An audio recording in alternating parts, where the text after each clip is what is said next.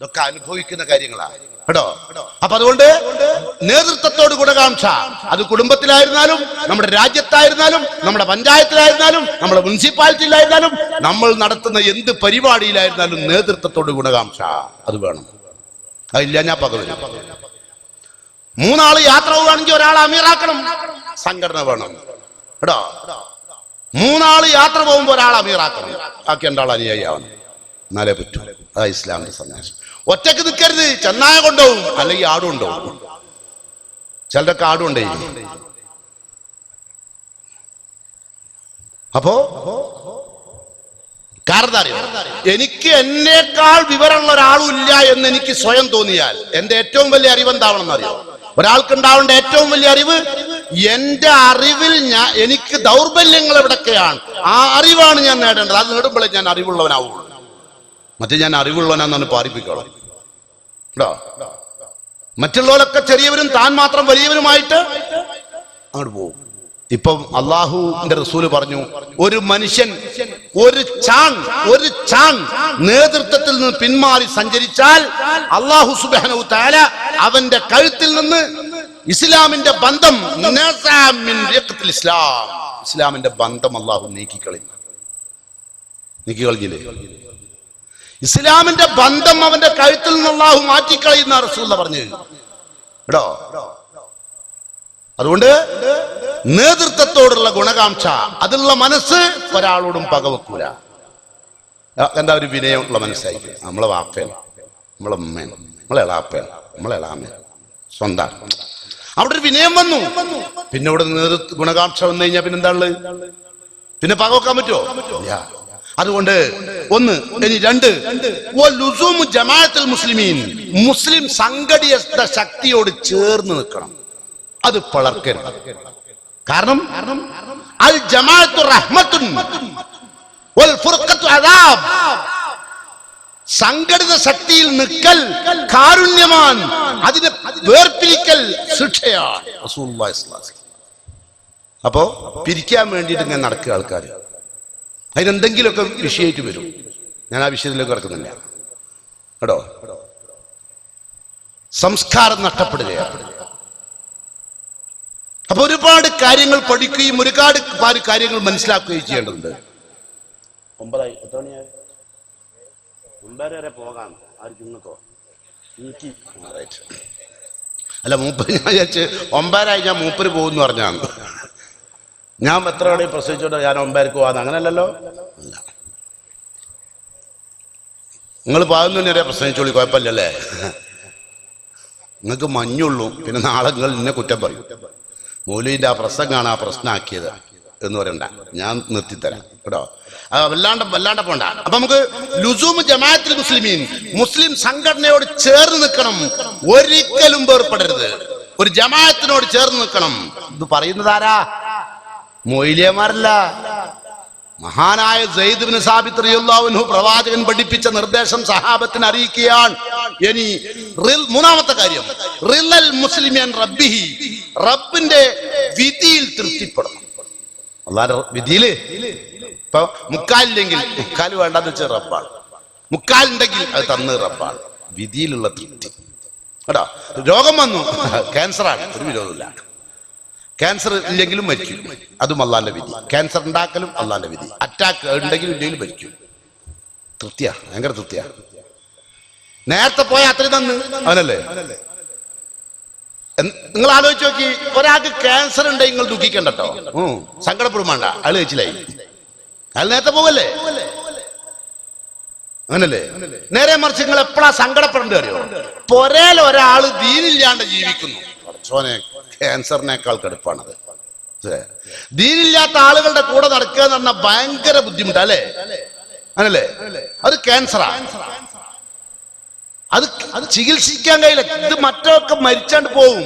ഇത് മരിച്ചാ ഈ ദിക്ർ നഷ്ടപ്പെട്ടോ മരിച്ചോ നരകത്തിലാവും, സ്വർഗ്ഗത്ത് പോകാൻ കഴിയില്ല അല്ലേ? ദിക്റില്ലാത്തോ മരിച്ചാൽ, ക്യാൻസർ ഉള്ളോ മരിച്ചാൽ രണ്ടല്ലേ? അപ്പൊ നമ്മൾ വേദനിക്കേണ്ടതിനാ? ദിക്റില്ലാണ്ട് ഒരാൾ മരിക്കുമ്പോഴാണ്, അള്ളാഹിനെ കുറിച്ച് ബോധമില്ലാതെ ഒരാൾ മരിക്കുമ്പോഴാണ്. അള്ളാഹുവിന്റെ വിധിയിൽ തൃപ്തിപ്പെടാൻ പഠിക്കണം കേട്ടോ. അപ്പൊ അതുകൊണ്ട് നബി കരീം സല്ലല്ലാഹു അലൈഹി വസല്ലമ പഠിപ്പിച്ച ആദർശ ബോധത്തോടു കൂടിയുള്ള ജീവിതം നയിക്കുക. ഇനി ഏറ്റവും നല്ല സംസ്കാര സമ്പന്നനാകാൻ ഒരു സംഭവം കൂടി ഞാൻ നിങ്ങളുടെ മുമ്പിൽ വെച്ചുകൊണ്ട് ഞാൻ അവസാനിപ്പിക്കാം. ഒരുപാട് പറഞ്ഞിട്ട് കാര്യമില്ലല്ലോ, കുറച്ചുള്ളത് പറഞ്ഞിട്ട് നേരത്തെ ഒരാൾ നന്നാൻ ഒറ്റ ഹദീസേ പറഞ്ഞിട്ടുള്ളൂ അല്ലേ? ഫൈലം തസ്തഹി മാഷിയത്ത്, നന്നായിപ്പോയി, ഇപ്പം വലിയ പണ്ഡിതനായി അല്ലേ? അപ്പൊ അതുപോലെ ഒരുപാട് പറയണ്ട. അതുകൊണ്ടാണ് ഞാൻ അധികം പറയില്ലാന്നുള്ളവർക്കാണ് എനിക്ക് ബാക്കിൽ ഒരാളിട്ടത്. അത് എനിക്ക് തന്നെ മനസ്സിലായിരിക്കുന്നു. അപ്പൊ പിന്നെ എന്തിനാണ് നിങ്ങൾക്ക് മനസ്സിലാക്കിയിട്ട് പിന്നെ അധികം പറയുന്നത് ശരിയല്ലല്ലോ. അതുകൊണ്ടാ കേട്ടോ. മഹാനായ സെയ്ദ് ബിൻ സഅന അറിയോ? സെയ്ദ് ബിൻ സഅന ഒരു മുസ്ലിമായ വ്യക്തിയാണ്. അദ്ദേഹം ജൂതനാണ്. സെയ്ദ് ബിൻ സഅന മുസ്ലിം ആകാൻ കാരണം തൗറാത്തിൽ നബി സല്ലല്ലാഹു അലൈഹി വസല്ലമയുടെ സ്വഭാവവും പ്രകൃതവും മുഖഭാവവും ഒക്കെ വിശദീകരിച്ചിട്ടുണ്ട്. അപ്പൊ അദ്ദേഹത്തിന് ഒരു സംശയം, മുഹമ്മദ് നബി എന്നാണോ, മുഹമ്മദ് നബി ആണോ ഇത്? അപ്പൊ അദ്ദേഹം വന്ന് പരീക്ഷിക്കാൻ തീരുമാനിച്ചു, റസൂലാണോ അല്ലേ എന്നറിയാൻ. അങ്ങനെ അദ്ദേഹം എന്ത് ചെയ്തോ, ഒരു ദിവസം റസൂലുള്ളാഹി സ്വല്ലല്ലാഹു അലൈഹി വസല്ലമ പാവങ്ങൾക്ക് കുറച്ച് ഗോതമ്പ് വിതരണം ചെയ്യാൻ ഏറ്റിരുന്നു. ഗോതമ്പാണെങ്കിൽ റസൂലിന്റെ കൈവനുമില്ല, സെയ്ദ് ബിൻ സഅദിന്റെ കയ്യിലാണെങ്കിൽ ഗോതമ്പുണ്ട്. റസൂലുള്ളാഹി സ്വല്ലല്ലാഹു അലൈഹി വസല്ലമ സെയ്ദ് ബിൻ സഅദിനോട് ഗോതമ്പ് കടം വാങ്ങി. അപ്പൊ സെയ്ദ് ബിൻ സഅദ് വിചാരിച്ചു ഇത് എന്നെ പരിശോധിക്കാൻ നല്ല സന്ദർഭം, ടൈം പറഞ്ഞു വാങ്ങിയതല്ലേ. അപ്പോൾ അദ്ദേഹം കൊടുത്ത് റസൂൽ സാധുക്കൾക്ക് വിതരണം ചെയ്ത് എല്ലാം കഴിഞ്ഞ് ഒരു ഡേറ്റ് പറഞ്ഞു. ആ ഡേറ്റിന്റെ 2 ദിവസം മുമ്പ് സെയ്ദ് ബിൻ സഅദ് റസൂലുള്ളാഹിന്റെ അടുത്ത് വന്നിട്ട് പറഞ്ഞു, എന്താ പറഞ്ഞറിയോ? അലാ തഖ്ലിയ മുഹമ്മദ് ഹഖി, മുഹമ്മദേ അല്ല കടം വീട്ടാനൊന്നും ഉദ്ദേശമില്ലേ? ഉണ്ടല്ലോ, നമ്മളിപ്പോ ആരുടെ കടം വാങ്ങിയാണ്ടല്ലേ ചെലോല് അല്ല, നാളെ കേട്ടോ, നാളെയാണേ അങ്ങനറിയും അല്ലേ? അപ്പൊ ചങ്ങായി എൻ്റെ അടുത്ത് വാങ്ങി കുടുങ്ങിക്ക് നാളെ തരാ അങ്ങനറിയില്ലേ? അതുപോലെ ഇയാൾ വന്നിട്ട് റസൂലിനോട് എടാ 2 ദിവസമുള്ളൂ അറിയാലോ എന്നിട്ട് വന്നു. ബനി അബ്ദുൽ മുത്തലിബിന്റെ ആൾക്കാര് കടം വീടുന്നോലാണെന്ന് എന്റെ അറിവ്. അവരുമായുള്ള സഹവാസത്തിൽ നിന്ന് എനിക്ക് കിട്ടിയ അറിവാണ്. അവർക്ക് കടക്ക വീടുന്ന ആൾക്കാരാണെന്ന് എന്റെ അറിവ്. എന്റെ സ്ഥിതി എന്താ എന്ന് ചോദിച്ചു റസൂലുള്ളാഹിന്റെ നേരെ. സഹാബത്തിന് ചൂടായി, ദേഷ്യം പിടിക്കുമല്ലോ, റസൂലുള്ളാഹിന്റെ സഹാബികളല്ലേ. റസൂലുള്ളാഹിനെ പറയുമ്പോഴേക്കും അവർക്ക് പൊള്ളും, ദേഷ്യം പിടിച്ചു. എന്താ പറയാ, എന്നെ ഉമർ അടിക്കാൻ വേണ്ടി തിരിഞ്ഞു. അടിക്കാൻ തിരിഞ്ഞപ്പോഴോ റസൂലുള്ളാഹി അദ്ദേഹത്തിലേക്ക് നോക്കി, റസൂൽ വൈല ഉമർ, ഉമറിലേക്ക് നോക്കി. ഫഖാല, എന്നിട്ട് റസൂലുള്ളാഹി ഉമർ റളിയല്ലാഹു അൻഹു പറഞ്ഞു, ഇന്നാ അഹ്വജനാ ഗൈറ ഹാദാ മിൻക യാ ഉമർ. ഉമറേ, നിന്നിൽ നിന്ന് ഞാൻ ഇതൊന്നല്ല പ്രതീക്ഷിച്ചത്, നിന്നിൽ നിന്ന് ഇതൊന്നല്ല ഞാൻ പ്രതീക്ഷിച്ചത്. എന്താ വാക്ക്, നിന്നിൽ നിന്ന് ഇങ്ങനെയല്ല ഞാൻ പ്രതീക്ഷിച്ചു. നിങ്ങൾ ആലോചിച്ച് നോക്കി, നമ്മളൊരാടെയും കടം വാങ്ങി, കടം വാങ്ങുന്ന ആരോടാ നമ്മള്? ഒരിക്കൽ ഉമർ റളിയല്ലാഹു അൻഹു നമ്മുടെ അബ്ദുറഹ്മാൻ ഇബ്നു ഔഫിനോട് പൈസ കടം വാങ്ങി. അപ്പൊ ആൾക്കാർ ചോദിച്ചു ഉമർ റളിയല്ലാഹുവിനോട്, നിങ്ങളല്ലാണ്ട് അബ്ദുറഹ്മാൻ ഇബ്നു ഔഫിനോട് പൈസ കടം വാങ്ങും? അയാൾ വാങ്ങിയ പിറ്റേന്ന് തന്നെ ആളയക്കാൻ തുടങ്ങി, അങ്ങനത്തെ ഒരാളാ. അപ്പോ ഉമർ റളിയല്ലാഹുവിന്റെ മറുപടി, അതുകൊണ്ടാണ് ഞാൻ മൂപ്പരോട് വാങ്ങിയത്, ഞാൻ വേറെ എവിടെയും വാങ്ങിയ പൈസ ചോദിക്കൂല. അപ്പൊ എനിക്ക് മറന്നുപോയാൽ എനിക്ക് അത് പരലോകത്തേക്ക് വലിയ അടങ്ങാറാവും. അബ്ദുറഹ്മാൻ ഇബ്നു ഔഫ് ആവുമ്പോൾ അത് ഉണ്ടാവില്ല, വാങ്ങി വിറ്റ് തന്നെ തുടങ്ങും, വരും, ആളയക്കും, അങ്ങനെ കളിക്കുന്ന ആളാണല്ലോ. അബ്ദുറഹ്മാൻ ഇബ്നു ഔഫിനെ പറ്റി പറയുമ്പം അത് അദ്ദേഹത്തിന്റെ കൃത്യനിഷ്ഠയുടെ ഭാഗമാട്ടോ. അബ്ദുറഹ്മാൻ ഇബ്നു ഔഫൊക്കെ വലിയ എന്താ പറയാ, സ്വർഗം അങ്ങനെ 2 കൈ നീട്ടി വാങ്ങാൻ മാത്രം സൽക്കർമ്മ നിരതനാണ്. അപ്പൊ ഞാൻ പറഞ്ഞു വരുന്നത്, ഒരു കടം വാങ്ങുമ്പോൾ അവരുടെ ഒരു തീരുമാനം. റസൂലുള്ളാഹിനെ നിങ്ങൾക്ക് അറിഞ്ഞൂടെ? റസൂലുള്ളാഹി മരിക്കുന്നതിന് തൊട്ട് മുമ്പുള്ള എല്ലാ ദിവസങ്ങളിലും, തിങ്കൾ ചൊവ്വ ദിവസങ്ങളിലൊക്കെ നബി മിമ്പറിന്റെ മുകളിൽ കയറിയിട്ട് എന്താ പറഞ്ഞത്?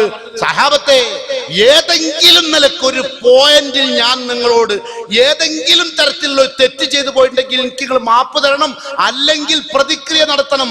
ഖിസാസ് ചെയ്യാൻ ഈ ശരീരം ഇവിടെയുണ്ട്, പ്രതിക്രിയ നിങ്ങൾക്ക് നടത്താം എന്ന് പറഞ്ഞ് റസൂലുള്ളാഹി പൊട്ടി പൊട്ടി കരഞ്ഞപ്പോൾ ഒരു മൂലയിൽ നിന്നൊരാൾ എഴുന്നേറ്റ് പറഞ്ഞു, പ്രവാചകരെ, അങ്ങനിക്ക് 3 ദിർഹം തരാണ്ട്. സഹാബത്തിനൊക്കെ ബേജാറായി പോയി. 3 ദിർഹമൊക്കെ റസൂലിനോട് ചോദിക്കുക. അയാളെ പറ്റി മോശം അഭിപ്രായ സഹാബത്തുണ്ടായത്. റസൂലിനെ പൊട്ടി പൊട്ടി കരഞ്ഞ് മാറോട് അണച്ചു പിടിച്ചു. അപ്പം അദ്ദേഹം പറഞ്ഞു, ഞാനും റസൂലും മദീനത്ത് നിൽക്കുമ്പോൾ ഒരു യാചകൻ വന്ന് കൈ നീട്ടിയപ്പം അങ്ങയുടെ കയ്യിൽ ഒന്നും ഇല്ലാത്തതുകൊണ്ട് എൻ്റെ പോക്കറ്റിൽ നിന്ന് 103 ദിർഹം എടുത്ത് കൊടുത്ത്. അതാണ് ചോദിച്ചത്.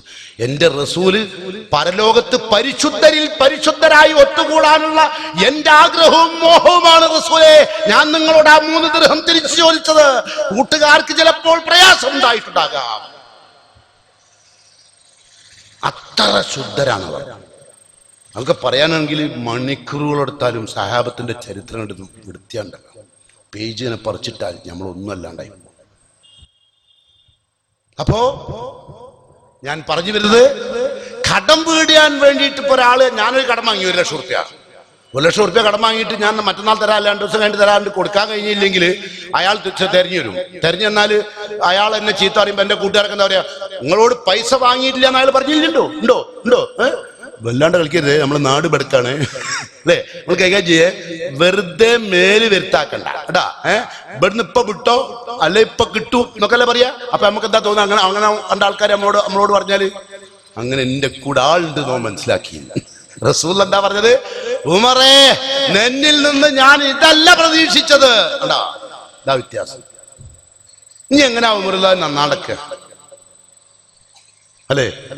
സഹാബത്ത് ജീവിക്കുകയാണ്. അതുകൊണ്ട് റസൂലുള്ളാഹി സ്വല്ലല്ലാഹു അലൈഹി വസല്ലം പറയുകയാണ് ഉമർ റളിയല്ലാഹു വിളിച്ചിട്ട്,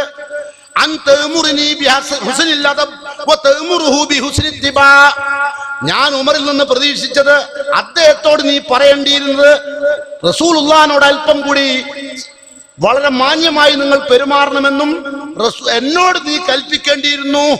ഏറ്റവും നല്ല ആൾക്കത് വീടാനും അതായിരുന്നു എന്റെ ബാധ്യത. പകരം നീ ചെയ്തത് ഇങ്ങനെയാണല്ലോ. അതുകൊണ്ടൊരു കാര്യം ചെയ്യണം ഉമറേ, നീ ഒരു കാര്യം ചെയ്യും, അദ്ദേഹത്തെ കൂട്ടിക്കൊണ്ടുപോയിട്ട് ചീത്ത അറിഞ്ഞതിന് 20 സാൽ ഗോതമ്പ് അധികം കൊടുത്തത്. അതാ റസൂൽ പേടിപ്പിച്ചതിന്. അത് നീ റുഇബ്താന്നാ പറഞ്ഞത്. റുഇബ്ത, നീ പേടിപ്പിച്ചു. അതാ വ്യത്യാസം. അപ്പൊ നമ്മൾ അറിയേണ്ടത് റസൂലുള്ളാഹി സ്വല്ലല്ലാഹു അലൈഹി വസല്ലം സഹാബത്തിന്റെ സംസ്കാരം പഠിപ്പിക്കുന്ന രൂപം ഇങ്ങനെയാണ്. ഇമാം ശഅബി റളിയല്ലാഹു അൻഹു റഹ്മത്തുള്ളാഹി അലൈഹി ഒരിക്കൽ പറഞ്ഞു, പിന്നെ അദ്ദേഹത്തെ ഒരാൾ വന്നിട്ട് ചീത്ത അങ്ങോട്ട് വിളിച്ചു, അങ്ങനെ പുലഭ്യം അങ്ങോട്ട് വിളിച്ചു. അപ്പോ ശഅബി റഹ്മത്തുള്ളാഹി അലൈഹി പറയാ, ഇൻ കുൻതു കമാ ഖുൽത, ഞാൻ നീ പറഞ്ഞതുപോലെ മോശക്കാരനാണെങ്കിൽ ഗഫറല്ലാഹു ലീ, അള്ളാഹു എനിക്ക് പുറത്തു തരട്ടെ. വൈലം അകുൻ കമാ ഖുൽത, നീ പറഞ്ഞതുപോലെയല്ല ഞാനെങ്കിൽ ഫഗഫറല്ലാഹു ലക, നിനക്ക് അള്ളാഹു പുറത്തു തരട്ടെ. നമ്മളൊരാൾ ചീത്ത അറിഞ്ഞാൽ അങ്ങനെ നമ്മൾ പറയാ ആണോ? നമ്മളെ ചീത്ത അറിഞ്ഞാല് നമ്മൾ അതിന്റെ 4 അറ്റകൾ പറയും അല്ലെ? എന്താ പറഞ്ഞത് ഇമാം ശഅബി റഹ്മത്തുള്ളാഹി അലൈഹി പറഞ്ഞത് എന്താണ്? ഞാൻ പറഞ്ഞത്, നീ പറഞ്ഞതുപോലെ ഞാൻ മോശക്കാരനാണെങ്കിൽ അള്ളാഹു എനിക്ക് പുറത്തു തരട്ടെ. അല്ല, നീയാണ് എന്നെ പറ്റി പറഞ്ഞത് തെറ്റാണെങ്കിൽ അള്ളാഹു നിനക്ക് പുറത്തു തരട്ടെ. ഇതാണ് സംസ്കാരം കേട്ടോ. ഞാൻ ഒരു ഒറ്റ ഹദീസും കൂടി ഉദ്ധരിച്ച് നിർത്താം കേട്ടോ. ഒരിക്കൽ റസൂലുള്ളാഹി സ്വല്ലല്ലാഹു അലൈഹി വസല്ലം തന്റെ സഹാബത്തിനോട് പറഞ്ഞു, നിങ്ങൾക്ക് അബൂ ലംലമിനെ പോലാകാൻ കഴിയോ? ചോദ്യം അതാണ്. അബൂ ലംലം എന്ന് പറഞ്ഞ സഹാബിയാണ് റസൂലുള്ളാഹിന്റെ. അബൂ ലംലമിനെ പോലാകാൻ കഴിയോ? എന്താ അബൂ ലംലമിന്റെ പ്രത്യേകത? റസൂൽ പറയാ, കാന ഇദാ ഖറജ മിൻ മൻസിലിഹി യഖൂൽ അല്ലാഹുമ്മ ഇന്നി തസദ്ദഖ്തു ബിർളി അലാ ഇബാദിക്. അല്ലാഹുവേ, വീട്ടിൽ നിന്ന് പുറത്തിറങ്ങുമ്പോ അദ്ദേഹം പറയും, അല്ലാഹുവേ എന്നെ ആരെങ്കിലും ചീത്ത വിളിച്ചാൽ അത് ഓനക്ക് സദക്കാക്കണേ. നമ്മളെ ചീത്ത, ഞാൻ ഇന്നാരെയും ചീത്ത വിളിച്ചാൽ അതോ എനിക്ക് പഠിച്ചോനെ ഈ സദക്കാക്കണേ. വല്ലാത്ത മനസ്സ് അല്ലേ? ഇബ്നു മസ്ഊദ് റളിയല്ലാഹു അൻഹു ഒരു കള്ളം പോക്കറ്റ് അടിച്ച് പാഞ്ഞു. അങ്ങാടിയിൽ നിന്ന് മുമ്പ് സാധനം വാങ്ങി പൈസ എടുത്ത് പൈസ കാണില്ല, പൈസ കയറ്റുമ്പോ പൈസ കാണില്ല, പൈസ കെട്ടുണ്ടേ. അപ്പൊ അദ്ദേഹം വിളിച്ചു പറഞ്ഞു, സാരിയൊക്കെ. അപ്പൊ എല്ലാവരും കൂടി വയ്യാതെ പാഞ്ഞ് പിടിക്കാൻ വേണ്ടി ഓടി. കള്ളന്മാരെപ്പോഴും അങ്ങനെ ആണല്ലോ. ഓല് നല്ല സ്കൂളിൽ ഓടി പഠിച്ചിട്ടുണ്ടാവും. ഓല് മുന്നിൽ പോയി ഇവർക്ക് പോകാൻ കഴിഞ്ഞില്ല. അതൊന്നല്ല വിഷയം. കട്ടുണ്ടായപ്പോ മൂപ്പര് ഇവിടെ വന്നിട്ട് ധാരിക്ക, പടച്ചോനെ ഈ കള്ളന്റെ വിഷമം കൊണ്ടാണ് കട്ടതെങ്കിൽ നിന്റെ മുതല് ഓന്റെ കുടുംബത്തിന് തികക്കണേ. ഇനി അല്ല തമ്മാടിയാകാൻ വേണ്ടിയിട്ട് ധിക്കാരിക്ക് വേണ്ടിയാണെങ്കിൽ പടച്ചോനെ അള്ളാഹുവേ നീ ഓനക്ക് പുറത്തു കൊടുത്താള്. ഇത് ഓന്റെ ആഖിറ് സിർക്കത്താക്കണം. അവസാനത്തെ കള്ളത്തരെ കഴിയൂല നമ്മളെ കൊണ്ടുവന്നു. ഈ നിലക്ക് സംസ്കരിക്കപ്പെടുന്ന ഒരു സമൂഹത്തിന്റെ പേരാണ് മുജാഹിദ് കേട്ടോ. ഇനി നമ്മൾ നാട്ടിലിറങ്ങുമ്പോൾ കാണണം, ശ്രദ്ധിക്കണം. എല്ലാരും ഇവിടെ പണി എന്താ പറയുക, രാവും പകലും മറ്റുള്ളവർക്കെതിരിൽ വർക്ക് ചെയ്യാൻ വേണ്ടി ചെറുപ്പക്കാരെ തയ്യാറാക്കിക്കൊണ്ടിരിക്കുകയാണ്. എവിടെ വേണേ നോക്കിക്കോളൂ. എക്കാലവും ഈ മുജാഹിദ് പ്രസ്ഥാനം നിലവിളിച്ചത് മുഴുവനും അതിന്റെ പേരിലാണ്, അല്ലെ? നേതൃത്വത്തിനെതിരിൽ യുവാക്കളെ രാത്രിയിൽ കൊണ്ടുപോയിട്ട് പല ജാതി ക്ലാസും കൊടുത്ത് ശരിയില്ല എന്ന്, അയാൾ ശരിയില്ല, ഇയാൾ ശരിയില്ല, കുട്ടികൾക്ക് പറഞ്ഞു കൊടുക്കുക. പിന്നെ ഇത്രയും വലിയ താടി അച്ചോ എന്തൊക്കെ പറയുമ്പോ കുട്ടികളായിരിക്കും ഇവനൊക്കെണ്ടെങ്കിൽ അതില് മുമ്പ് ഇല്ലേ? അല്ല, ഓൻ കഴിച്ചാരാ അല്ലേ? അല്ലെ നിങ്ങൾ പറയും, കാക്ക പറയും. ഓനൊക്കെ കുട്ടിയാണ്. ഞാൻ പറഞ്ഞ ഓനൊക്കെ യൗവനാണല്ലോ. പാറമൽക്ക് വീണാ പാറ പൊട്ടണ പ്രായ. നമ്മളൊക്കെ പാറ കാണുമ്പോ ഇവിടെ പൊട്ടും. അപ്പൊ ഓർക്കൊക്കെ വേണ്ടേ ആവും. കാരണം വെച്ചാൽ ഓർക്ക് ഇങ്ങനെ പറഞ്ഞു കൊടുക്കുക, KV ശരിയില്ല, അബ്ദുറഹ്മാൻ സലഫിയാണ് മുഴുവൻ ചെയ്യുന്നത്. പാവോ, അയാൾക്ക് നല്ല അക്കൗണ്ടാട്ടോ. തമാശ അറിയില്ല. ഞാൻ ചിലപ്പോ വിചാരിക്കലുണ്ട്, ഈ റസൂലിനൊക്കെ എത്ര ആസാറാ പോവല്ലേ പ്രതിഫലം. മരിച്ച ഇവിടെ ചെയ്ത് വെച്ചതിന്റെ ഫലം എത്ര. ഇപ്പൊ നമ്മൾ റസൂലിന്റെ എത്ര ഹദീസുകളോട് പറഞ്ഞു, ഇതിന്റെയൊക്കെ കൂലി റസൂലിന് പോകൂലേ? അല്ലെ? ഈ ഹദീസൊക്കെ പഠിപ്പിക്കുകയും ചർച്ച ചെയ്യുകയും ചെയ്ത പണ്ഡിതന്മാർ എത്ര അല്ലെ? ഇമാം അഹമ്മദ് ബിൻ ഹംബൽ, ഇമാം മാലിക് ബിൻ അനസ്, അതുപോലെ എല്ലാ മദ്ഹബിന്റെ ഇമാമികൾ, അവർക്കൊക്കെ കിട്ടൂലേ കൂലി? ഇതുപോലെ നമ്മൾ ആരെയും പറ്റി കുറ്റം പറയുമ്പോ, ഞാനിപ്പോ ഇത്രയും നേരം പറഞ്ഞിട്ട് ഏതെങ്കിലും ഒരു വ്യക്തിയുടെ പേര് പറഞ്ഞോ, ഇത് നിങ്ങളോട് പറയാൻ രാവിലെ തൊള്ള കെടുത്ത് ഉറക്ക ആളെ ചീത്തറിയാനാണ് കേട്ടോ. അത് അബ്ദുറഹ്മാൻ സൽഫിയ ജിന്നിനെ ഇവിടെ കൊടുന്നത്. ഇവിടെ അബ്ദുറഹ്മാൻ സൽഫി ജിന്നിനെ കൊടുന്ന്. ഞമ്മക്ക് ആ വാദല്ല, ഞമ്മക്ക് പിള്ളവാദ. എന്താ ചെയ്യാ? ഇതൊക്കെ നോക്കികള്. എന്നിട്ട് ചിലവര് 12 കൊല്ലം മുമ്പ് ഒരുത്തം പൊട്ടിച്ചത് കൊണ്ടേ ആ സമയത്ത് ഇത്ര മുറിയായില്ലേ? ഇപ്പൊ തലികുടി തീർത്താ കയ്യില്ല, അന്ന് ഊര തീർത്താനാ കയ്യാണ്ടത്. കാരണം ഒരു മരത്തിമ കയറിയത്. അതുകൊണ്ട് ഇത്ര വലിയ അടുക്കറില്ലേ. ഇന്നിപ്പോ അതല്ല. ഇന്ന് നിങ്ങളോട് പറയാൻ അടിച്ചിറക്കൽ, ഒഴിച്ചിറക്കൽ, ഒഴിച്ചിൽ. മുമ്പൊക്കെ നമ്മളെ നാട്ടിലെ സ്ഥിതി എന്താ നിങ്ങൾക്കറിയില്ലേ? അല്ലേ? നാട്ടിലെ സ്ഥിതി എന്തേലും ഇസ്ലാഹി കേരളം വരുന്നതിന് മുമ്പുണ്ടായിരുന്ന അവസ്ഥ എന്താ നിങ്ങൾ വിചാരിച്ചത്? ഒറ്റ കുട്ടി ഒരു ഇബാദത്ത് ചെയ്യില്ല, നിസ്കാരമൊന്നുമില്ല, പള്ളി കാട്ടിലാ പള്ളി ഉണ്ടാക്കുക, അല്ലേ? ആരും അങ്ങോട്ട് പോവില്ല. 100,000 കാട് പിടിച്ചെടുക്കുന്ന സ്ഥല. എന്നിട്ട് എന്താ പറയാറിയോ? ഉച്ചക്ക് മോനെ പോണ്ടേ, പൊട്ടി ഉണ്ടാവും. പൊട്ടി മോനെ മൈപ്പേരം പോവല്ലേ, റൂഹാനി കൂടും. മോനെ രാത്രി പോവല്ലേ, ഇഫിരീത്ത് വരും. ഇങ്ങനെ പേടിപ്പിച്ചിട്ട് പള്ളിക്കൊക്കെ പോക്കില്ല ആരും. അങ്ങനത്തെ ഒരു കാലം ഇസ്ലാഹി പ്രസ്ഥാനം വന്നത്. ആ കാലഘട്ടത്തില് വളരെ കൃത്യമായി തന്നെ നമ്മൾ കാര്യങ്ങൾ പറഞ്ഞ് മനസ്സിലാക്കി കൊടുത്തിട്ടാണ് ആളുകൾ പള്ളി ഇതുപോലെ സ്ഥലത്ത് പോലെ ആക്കിയത്. നിങ്ങൾ മക്കത്ത് പോയി നോക്കി, ജന്നത്തുൽ മഹല്ലിയിലും ബഖീലും ഓർക്കതിലൊക്കെ പോയി നോക്കി, അവിടെ പള്ളി ഉണ്ടോ? അവിടെ ഖബർസ്ഥാനല്ലേ?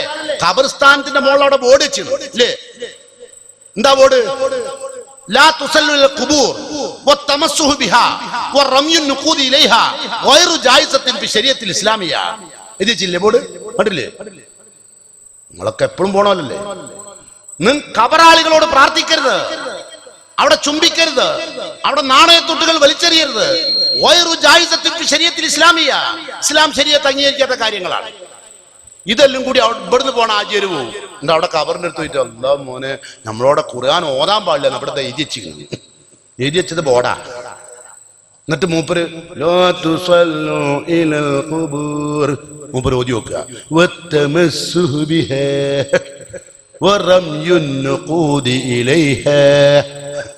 ഇങ്ങനെ ഓതുക. അപ്പൊ ആള് വിചാരിക്കും അതായത്താണ്, അറിയില്ല. അവിടെ എഴുതി വെച്ച ഇവിടെ പൈസ ഇടരുന്ന.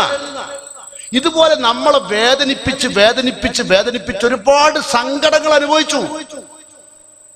എന്നിട്ടും അവരൊക്കെ പറയുന്നത് നമ്മളല്ല കുറ്റക്കാര്. മുറിച്ചൊക്കെ കൊണ്ടുപോയിട്ട് പിന്നെ പറയും നമ്മളല്ല കുറ്റക്കാര്. ഞാൻ എത്ര പ്രാവശ്യം മാപ്പ് വഹിച്ചു. പത്രത്തിലാ മാപ്പ് വഹിക്കല്. ഞാനിപ്പോ നിങ്ങളോട് തെറ്റിയതാൽ ഞാൻ പത്രത്തില. അതിനിപ്പോ അങ്ങനെയാണല്ലോ എല്ലാവരും ചെയ്യുന്നത്. ഹജ്ജിലൊക്കെ പോകുമ്പോ പറഞ്ഞതാ, ഞാൻ ഇവിടുന്ന് ഹജ്ജിന് പോവുകയാണ്, ഈ പത്രത്തിലുള്ള പരസ്യങ്ങൾ വായിക്കങ്ങൾ എന്നെ മാപ്പാക്കുക, ഞാൻ വരില്ല. അത് ഇസ്ലാമുള്ളതല്ല. അപ്പൊ അത് ഇസ്ലാമിന് നയവല്ല. അതെന്തിനാന്ന് വെച്ചാൽ ആൾക്കാരുടെ മുമ്പിൽ കരയാനാണ്. ഞാൻ എന്തൊക്കെ ചെയ്തു നോക്കി, നേതൃത്വം മനങ്ങളില്ല, ഇനി എന്ത് ചെയ്യും? ഇതൊന്നും ചെയ്യേണ്ട, നേരെ ഇങ്ങോട്ട് വരിക സർ, ദാ താക്കോലൊക്കെ, എനിക്കിതൊന്നും വേണ്ട. ഞാൻ ഈ ആദർശ പ്രസ്ഥാനം ഞാൻ മരിച്ചു പോയിട്ട് പരലോകത്ത് റബ്ബിന്റെ കോടതിയിൽ പഠിച്ചോനെ എനിക്ക് മറുപടി അറിയാൻ കഴിയില്ല. നിങ്ങൾ എന്നെ യാതൊരു നിലക്കും വിഷമിക്കരുത്. രണ്ട് കൈകൊണ്ടും കൈനീട്ടി വാങ്ങുന്നല്ല, എത്ര പ്രാവശ്യം വാങ്ങി ചോദിച്ചാൽ മതി. അങ്ങനല്ലേ? കാരണം എന്താ? ഐക്യം അൽ ജമാഅത്തു റഹ്മത്തുൻ, ഐക്യം കാരുണ്യമാണ്. വൽ ഫുർഖത്തു അദാബ്, അനൈക്യം ശിക്ഷയാണ്. അത് പഠിച്ചവരാണ് നമ്മൾ. അപ്പൊ ഇതൊക്കെ പറഞ്ഞാൽ ഇപ്പതാ ഓരോരുത്തർ ഇങ്ങനെ പറയാ, നമുക്കിത് ബാധല്ല, ഇതൊക്കെ അബ്ദുറഹ്മാൻ സൽഫി ഉണ്ടാക്കിയ പടച്ചോനെ. അബ്ദുറഹ്മാൻ സൽഫിക്ക് സബൂർ കൊടുക്കണം. T P Abdul Mani, A P Abdul Moli ഒക്കെ ഉണ്ടല്ലോ, ഏറ്റവും യഥാർത്ഥത്തിൽ ആരോഗ്യം കുറഞ്ഞു പോകും. അത്ര വേദനിപ്പിച്ചത്. രാത്രി പാതിരാക്കൊക്കെ വിളിച്ചിട്ട് എന്നോട് ചോദിക്കില്ല അവരാ എന്നോട് ഉച്ചയ്ക്ക് കുഴപ്പമൊന്നുമില്ല, ഇവരോട് ചോദിക്കുമ്പോൾ ഭയങ്കര സങ്കടം തോന്നും. എന്നോട് ഞാൻ ഒരു 2 അടിക്ക് ഒരു ദിവസം എനിക്കൊരു ഫോം വന്നു. അപ്പൊ ഞാൻ ആരെയും മരിച്ച വിവരത്തെ അറിയാടിച്ചിട്ട് വേഗം നീച്ച് നോക്കും. ഹലോ, കേവിയാണോ? അതെ. ജിന്ന് ഭൗതികാണോ അഭൗതികാണോ? 2:30. ഞാൻ പറഞ്ഞു, ഞാൻ ചോദിച്ചിട്ട് പറഞ്ഞുതരാം. എന്നിട്ട് ഇപ്പൊ പറയാ വാദല്ല.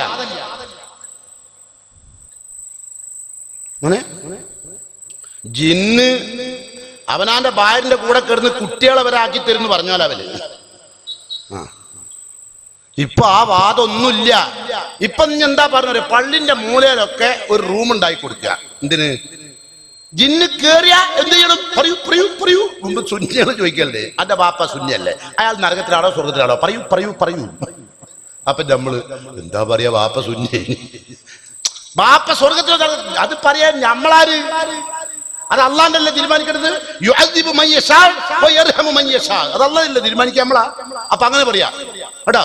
അപ്പൊ ജിന്ന് കൂടിയ എന്ത് ചെയ്യും? ജിന്ന് കൂടിയ എന്താ ചെയ്യേണ്ടത്? ഖുർആനില്ലേ, സൂറത്തുൽ മുആവിദാത്ത് ഓതും. അല്ലാണ്ട് തച്ചറക്കല. അല്ലെങ്കിൽ തച്ചറക്കാൻ ആര്? റസൂലുള്ള ഉഖ്റുജ് അദുവല്ലാഹ് വഅന റസൂലല്ലാഹ്, ഞാൻ അള്ളാന്റെ റസൂലാന്നാ പറഞ്ഞത്. നമ്മളെന്ത് പറയും? ജാതി വളവും കള്ളത്തിനും ഒക്കെ അവസാനം എല്ലും കൂടി തച്ച് പിരിയാനായി. ഇപ്പോ നമുക്കതിൽ സന്തോഷമില്ല, നമുക്ക് ദുഃഖമുള്ളൂ. കാരണം ഈ പ്രസ്ഥാനത്തിനെയും ഈ മാണിക്യക്കല്ല് പോലെയുള്ള വിശുദ്ധമായ മനുഷ്യരെയും തമ്മിൽ അടിച്ച് പിരിയിപ്പിച്ചു. എന്നിട്ട് ഇപ്പൊ എന്നെ കൊണ്ട് പറയാ ഹദീസ് ശരിയാ. എന്താ കാരണം? ഞാൻ എവിടുന്നും പറഞ്ഞില്ലേ കൂട്ടരെ, ആർക്ക് വേണമെങ്കിൽ വന്ന് ചോദിക്കാം, എവിടുന്നും പറഞ്ഞില്ല. 8 കൊല്ലം മുമ്പ് കണ്ണൂർ ജില്ലയിലെ കല്ലിക്കണ്ടിന്ന് ഞാൻ പ്രസംഗിച്ചു, ഇസ്മിന്റെ മുസ്ലിയാക്കന്മാരെ നിങ്ങളുടെ സിഹ്റോണ്ട് നിങ്ങളൊന്ന് ബുഷിനാക്കിയാട്ടെ. അത് കല്ലിക്കണ്ടിയിൽ 8 കൊല്ലം മുമ്പ് പറഞ്ഞതാ. ഇപ്പോ ഞാൻ ഹദീസ് നിശ്ചയിക്കാൻ എന്ത് വേണം? റസൂലുള്ളാഹിക്ക് സിഹ്ർ ബാധിച്ചില്ല, അങ്ങനെ ഒരു ഹദീസ് ഇല്ല, കള്ളത്തരാണ് എന്ന് ഞാൻ പറഞ്ഞാലേ ഞാൻ ഹദീസ് ശരിയാവുക? കളവ് പറയുന്നതിന് ഊക്ക് വേണ്ടേ, കണക്ക് വേണ്ടേ? സ്വന്തം അനുയായികളാണ് വിചാരിച്ചിട്ട് എന്തെങ്കിലും കേൾക്കുന്നു വിചാരിക്കരുത്. വേറൊരുത്തം പറഞ്ഞു നടക്കുന്നുണ്ട്, പന്നി ഇറച്ചി തിന്നാന്ന് പറഞ്ഞിരിക്കുന്നു. ഞാന് എന്താ സംഭവം എന്ന് അറിയോ? കേൾക്കാൻ വേണ്ടി പറയാ, ഓന് വിവരമില്ലെങ്കിലും ഇത് കേൾക്കുന്നവർക്ക് വിവരമാണല്ലോ. സിപ്ല എന്ന് പറഞ്ഞ ഒരു മരുന്ന് കമ്പനി ഉണ്ട്. അപ്പൊ മരുന്ന് കമ്പനി, സിപ്ല എന്ന് പറഞ്ഞ മരുന്ന് കമ്പനി ഇറക്കിയ ഒരു നോട്ട. അവര് നമ്മളോട് ഒരു ഈദ് മുബാറക്ക് ആവശ്യപ്പെട്ടു. ആ ഈദ് മുബാറക്ക് ആവശ്യപ്പെട്ടത് നമ്മളെ ആദ്യത്തെ പ്രസ്ഥാനത്ത് ആദ്യം മുറിച്ചില്ലേ ഒരാള്, അയാളുടെ നേതൃത്വത്തിലാണ് ആദ്യത്തെ മുറി നടന്നത്. ആ മുറി നടന്ന ആദ്യത്തെ മാസാണ് കമ്പനി ചോദിച്ചു ഈദ് മുബാറക്ക് എഴുതി തരുമോ. അപ്പൊ അപ്പൊ ഞമ്മക്ക് അറിയില്ല സിപ്ലാറിന്റെ മരുന്ന് കമ്പനി എന്താണ്. അപ്പൊ നിങ്ങൾ നമ്മൾ SLRC ഇത് വെക്കണം, അങ്ങനെ നമ്മൾ എഴുതി തരാറ്. അപ്പൊ എഴുതി കൊടുത്തപ്പോ ഇബ്രാഹിം നബി അലൈഹി സ്വലാത്തു വസ്സലാമിന്റെ സംഭവ ബഹുലമായ ചരിത്രമാണ് നമ്മൾ പറയുന്നത്. ആ ഈദ് മുബാറക്ക്, ആ ഈദ് മുബാറക്ക് വായിച്ചാൽ ഈ കള്ളത്തരം മുഴുവൻ മനസ്സിലാവും. കാരണം അവിടെയാണ് മുജാഹിദ് പ്രസ്ഥാനത്തിന്റെ പ്രസക്തി. ഇബ്രാഹിം നബി അലൈഹി സ്വലാത്തു വസ്സലാമിന്റെ ത്യാഗം, ആ ത്യാഗത്തിൽ നിന്ന് ഊർജം ഉൾക്കൊണ്ട പ്രസ്ഥാനമായിരുന്നു മുജാഹിദ് പ്രസ്ഥാനം. അതിനെ തകർത്തെറിഞ്ഞവരുടെ ഒരുപാട് വാചകങ്ങൾ അതിലുണ്ട്. അതാണ് ഓലെ ചൊടിപ്പിച്ചത്. ആ പോലെന്ത് ചെയ്തു അറിയോ? സിപ്ല മരുന്ന് കമ്പനി ഇറക്കിയ ഇതിന്റെ മുകളിലുള്ളത് പന്നിയില് ഇത്ര കൊളസ്ട്രോള്, കള്ളില് ഇത്ര കൊളസ്ട്രോള്, ബ്രാൻഡിയിൽ ഇത്ര കൊളസ്ട്രോള് എന്ന് ഓല എഴുതിയ ബുക്കാ. എന്നിട്ട് ഈ ബുക്ക് ഇങ്ങനെ കാണിക്കാ, കണ്ടാ SLRC ഇറക്കിയതാ. കണ്ടില്ലേ? ആ ബുക്ക് വേണേ ആർക്ക് വേണമെങ്കിൽ പരിശോധിച്ചിട്ട് കിട്ടുന്നത് തരണം. എന്റെ ഒറ്റ കോപ്പിയുള്ളൂ ഇയാളെ ചീത്തറിയാൻ. എന്നെ ചീത്തറിയാനേ ഒറ്റ കോപ്പിയുള്ളൂ. ഇനി അത് അടിച്ചുണ്ടാക്കാനേ പറ്റൂല. അതോടെ മൂപ്പര് തിരിച്ചു കൊടുക്കുന്നതാണ്. ഇത്തരത്തിൽ കളവല്ല പറയേണ്ടത്. നിങ്ങളോട് ഞങ്ങൾക്ക് പറയാനുള്ള കാര്യം കളവല്ല, പച്ചയായ പകൽ വെളിച്ചം പോലുള്ള സത്യങ്ങളാണ്. വേണമെങ്കിൽ ഉൾക്കൊള്ള. എന്നിട്ട് മരിക്കാൻ ടൈമായി, നമ്മളൊക്കെ ആയി, പോകാനായി. ഇനി ഇങ്ങനെ വല്ലാണ്ട് നിങ്ങൾ ഇങ്ങനെ മസിൽ പിടിക്കല്ല. പോകുന്നതിന് മുമ്പ് കദ്ദിമൂനി സ്വർഗത്തിലേക്ക് സ്വാഗതമോദാൻ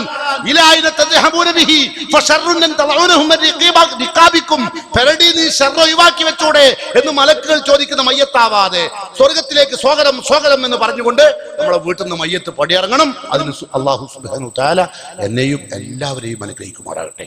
ആർക്കൊക്കെ തെറ്റു വന്നിട്ടുണ്ടോ തൗബ ചെയ്യുക, ആർക്കൊക്കെ പോരായ്മകൾ വന്നു പോയിട്ടുണ്ടോ മാപ്പ് ചോദിക്കുക. റഹ്മാനായ തമ്പുരാൻ മാപ്പ് ചോദിക്കുന്ന തൗബ ചെയ്യുന്ന യഥാർത്ഥ മുത്തഖ്വകളിൽ നമ്മെ എല്ലാം ഉൾപ്പെടുത്തുമാറാകട്ടെ. അസ്സലാമു അലൈക്കും വറഹ്മത്തുള്ളാഹി.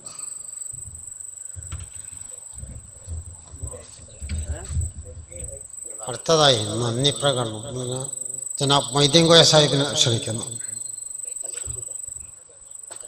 അടുത്ത ചൊവ്വാഴ്ചയാണ് ഹജ്ജ് അപേക്ഷാ ഫോറം പൂരിപ്പിക്കുന്നതിനെ സംബന്ധിച്ചിട്ടുള്ള ക്ലാസ് കേരള സംസ്ഥാന ഹജ്ജ് കമ്മിറ്റി കൊണ്ടോട്ടി കാളിയാറകം പള്ളി ഓഡിറ്റോറിയത്തിൽ വെച്ച് നടത്തുന്നത്. സമയം രാവിലെ 9 മണി. സുഹൃത്തുക്കളെ, നാളെ നമ്മോട് സംസാരിക്കുന്നത് നസീറുദ്ദീൻ റഹ്മാനി തെറ്റും ശരിയും പ്രമാണങ്ങളുടെ വെളിച്ചത്തിൽ എന്ന വിഷയത്തെ അധികരിച്ച് സംസാരിക്കുന്നതാണ്. അബ്ദുൽ ഷുക്കൂർ സലാഹി ഇസ്ലാഹി പ്രസ്ഥാനം പിന്നിട്ട പാതകൾ എന്ന വിഷയത്തെ അധികരിച്ചും സംസാരിക്കുന്നതാണ്. എല്ലാവരും നേരത്തെ എത്തിച്ചേരണമെന്ന് വളരെ വിനീതമായി അഭ്യർത്ഥിക്കുകയാണ്. നമ്മോട് ഇന്ന് അഭിസംബോധന ചെയ്ത് സംസാരിച്ച പണ്ഡിതനും പ്രാസംഗികനുമായ KV അബ്ദുൽ ലത്തീഫ് മൗലവിക്കും ആദിൽ ലാത്തിഫ് സലാഹിക്കും ഞാൻ എൻ്റെ പേരിലും സ്വന്തം പേരിലും ഈ സംഘടനയ്ക്ക് വേണ്ടിയും വളരെ നല്ല നിലക്ക് ഈ പരിപാടി വിജയിപ്പിക്കാൻ വേണ്ടി ഇവിടെ എത്തിച്ചേർന്ന നിങ്ങൾക്കെല്ലാവർക്കും വളരെ നല്ല നിലക്ക് ഈ പരിപാടി നടത്താൻ വേണ്ടി സഹായിച്ച ഇവിടുത്തെ